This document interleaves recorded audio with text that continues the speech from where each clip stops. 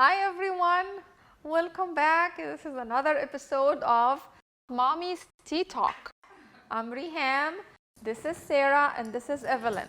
So last episode we were talking about bullying, and today we're continuing on the same topic. I think it's such an important and big topic, and involves a lot of people.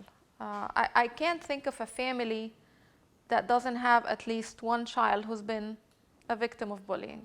So I wanted to ask you, how many type of bullying do you think there is?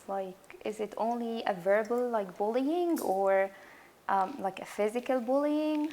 I really think it's any form of intimidation. It's either verbal, physical, even using body language, like giving someone a dirty look or rolling your eyes or something like that, or making them feel like, even if they ask a question and you look like this and you make them feel like such a stupid question. You know, if it's repetitious, if it happens more than once, and if it's the same person, it's like sending a message to that person, like you're like stupid, you're not thinking, not intelligent. Yes. So anything that involves intimidating someone or making them feel stupid or less or dumb or anything, it doesn't have to be physical. It could be verbal. It could even use body language, like giving them a dirty look or rolling eyes, the eyes, or just standing in their way, like if they're trying to cross and you're standing like this in their way. It could be anything. And then you have the physical, of course, that's more like the obvious. It's emotional, it's verbal. Cyberbullying is big topic. It's huge now and everywhere. It is. And here is why, because here is the thing. If you're bullied in school, at least you're only bullied for 8 hours a day. And then when you go home, it stops. But cyberbullying, it's going on 24/7. And it's going on even when you're not there. So these kids can be talking bad about you even if you're not there. Yeah. And then tomorrow morning when you wake up, you're going to face the effects of it. And now everybody's talking about it. Like spread rumors or stuff like this. Exactly. Sending, and like we talked before, bullying has been linked to suicide. It's a proven fact. So cyberbullying is big on that. Like a lot of these cases that we hear on the news, specifically due to cyberbullying. Because like I said, it's widespread. It can happen even when you're not there. It's happening all the time, and very hard to prove. Because these bullies, they know how to hide. Yeah. It could be anonymous. You don't even know who's talking. It's scary.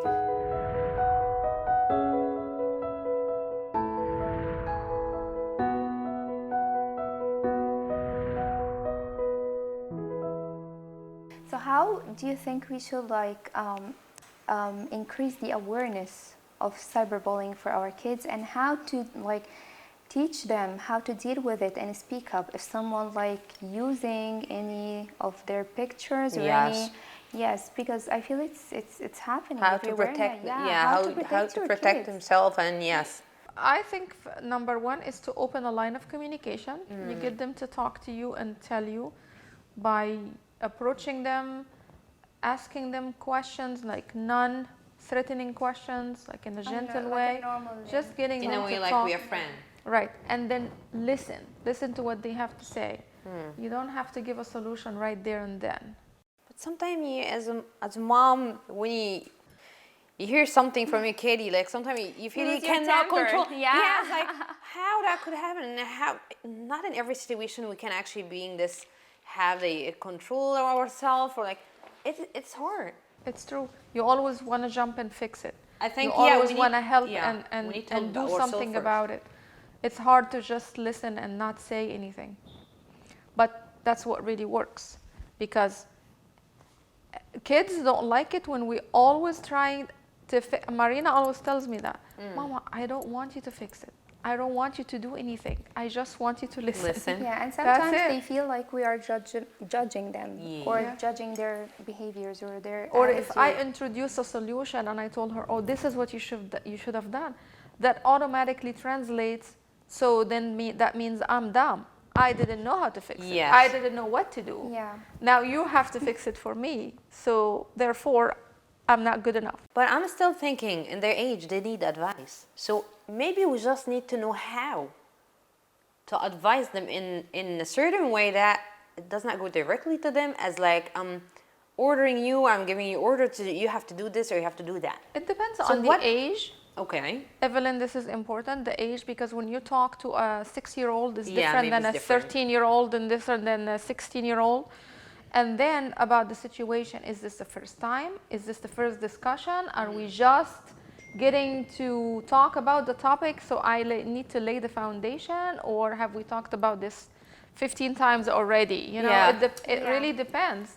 You have to use your judgment as a mom, and then, of course, you know your kids better.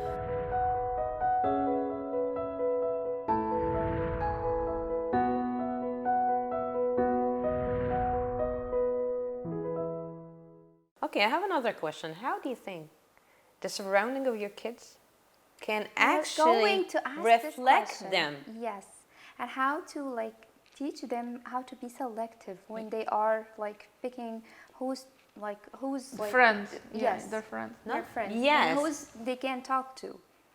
How? This is important. But you mentioned something. You were talking about the people who are surrounding them. Exactly. You mean the bystanders. Yes.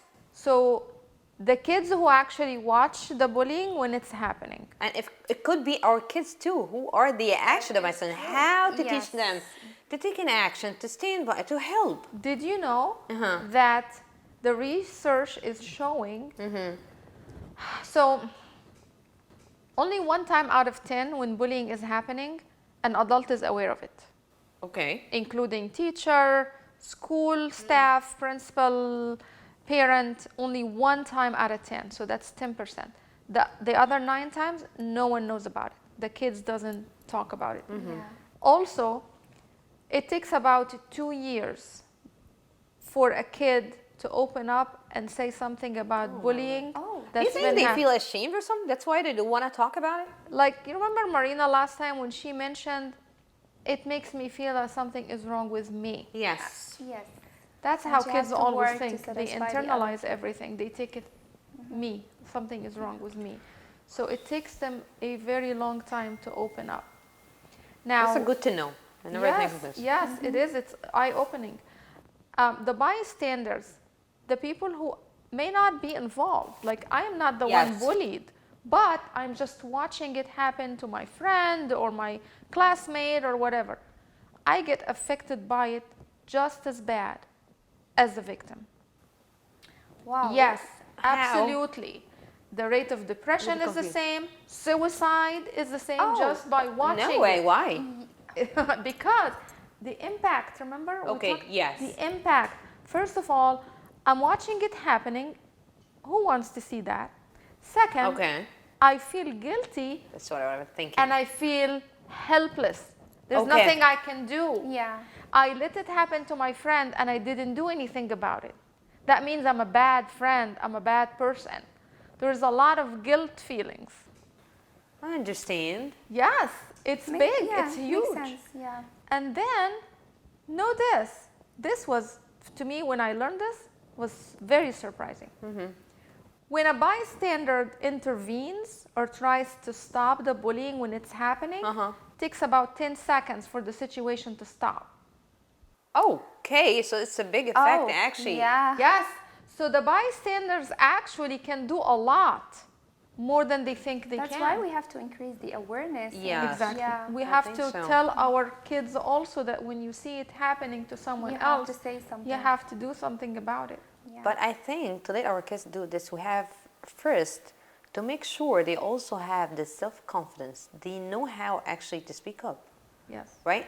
Yes. Because sometimes just saying something to them, it sounds easy, but when it comes actually to taking action, I think it's different. Role play. Okay, it's a big Role word. play. It's a big thing. you Role know? play. Yeah. It's one of the ways when they give classes about how to prevent bullying or how to stop bullying, or like they say, bully proof your kid. That's what they do. They make the kids role play. You're gonna play the victim, I'm gonna be the bully, we're gonna act the Practice, situation, yes. practice. so that you're prepared and you know your strengths, you know your weaknesses. Yeah. Okay, so if you have a big nose and that seems to be the issue that you're always bullied about, you need to practice how you're going to respond to that.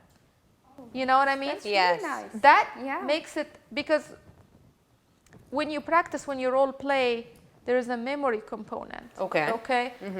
And you kind of like, you've been in that situation. It's almost like muscle memory, but for your brain. Okay. Right. So you've been in that situation. You've heard it before. You know exactly what to say. Then it becomes, you're good at it. You have the experience now, just like the bully did. Right. Super nice. I start love researching. Yes. Really. So It's when good to I know. meant like when we like for the previous question when she like talks about how we can surround ourselves by like good people, my question was like how to be a selective when you choose a friend. So I need to speak with my kids and teach them, don't talk to anyone, just be careful and be selective. See, I learned this. I have to give my husband credit for this. He always tells me, before you call someone a friend, you have to ask yourself, did they really earn that label? Yeah. Yeah. Did I they agree with show It's not you? by number. I agree with this because I always say that to the my number son. of people. But the problem is, these kids, if they talk to someone for They a say week, it's a friend. oh, we're best friends forever, BFF. Believe me, it's not a BFF. week. It's not a You week. only know the person for 1 week. For Yes. God's So sake. that's why we need to like teach our kids how to like differentiate between a colleague and a friend. Yes. Acquaintances, friends, good friends, But I think they will. lifetime friends. There's many different yes. But I types. think they will earn it by time. Age is different. Like Yes. in my case, they're still like 8 years old. So whoever he yeah. meet, a neighbor even, and Yes, he's like he's a a friend.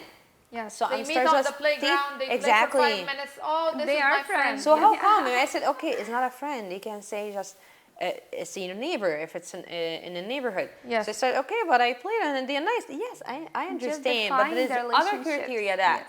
can tell us who's friend and who's just like a neighbor, a colleague, someone that we know. Just So for what do you think about giving them an example, like telling them about Yes. your own friends? So you know, Tante so and so, we know her from a church, That's and true. sometimes she comes to visit, but she's not really a friend for That's me. true. Yes. Give an But example. Yes. remember Tante so and so, that's a friend. So maybe they kind of like connect the dots and try to understand. That's right. You know, maybe try that. It's, So I it's a think- very good point. Yeah, I think we can, because remember last time we just wanted to discuss the bullying from a Christian perspective. Yes, we still And need we to talk still about have this. we still have an Next topic. episode Yes. coming up on Yes. that. Yes. So stay tuned for that one. Yes. We'll meet you soon. And yeah. Because here's the question. How do you respond to bullying without becoming a bully yourself? Without becoming a thug? Yes. With, you know? Yes, Yes. yeah. You want the balance. You don't want to cross that line. That's right. I love to end this episode on here. Yes. That's We'll great. end here and we'll meet next time. Wait for us for the next week. Yes.